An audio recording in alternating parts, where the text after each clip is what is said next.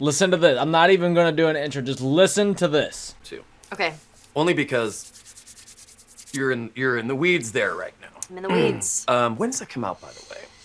I keep writing on your Instagram. it's coming out. Every time you post a You hear that, ladies and gentlemen? He asked her when it's coming out, and she started to say "feh," meaning February. So obviously, February 2020, Last of Us Part 2, confirmed. Okay, I'm just over-exaggerating, and I'm definitely not taking this with a grain of salt, but I'm searching at this point. I'm just reaching for something, guys. Last of Us, man, they have kept it on such the DL, the down low. And I just want some information, so I'm reaching. Now, but what's up, guys? This is Prodigal Lion. Welcome back to another Last of Us Part 2 video. And Ashley Johnson did like an hour-long video on like Between the Sheets or whatever.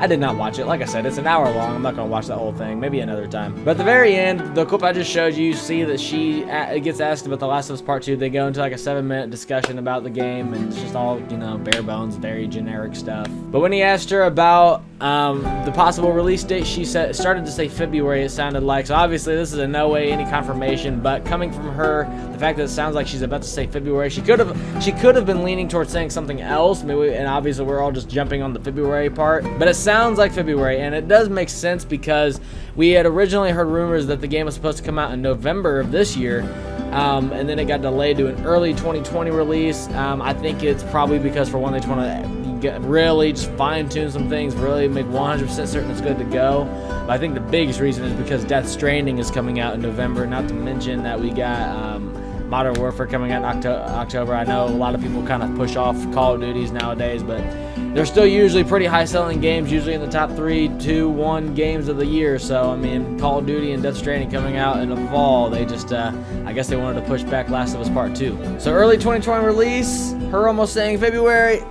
I think it makes sense. I don't know, like I said, I'm just really wishful thinking at this point. We first got the game announced back in 2016. 3 years have gone by. We've had like a total of 3 trailers. Still have never seen Joel.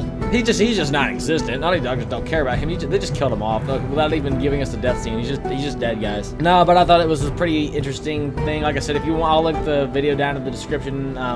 That way you can see the rest of The Last of Us Part 2 of the interview, or watch the whole thing if you want.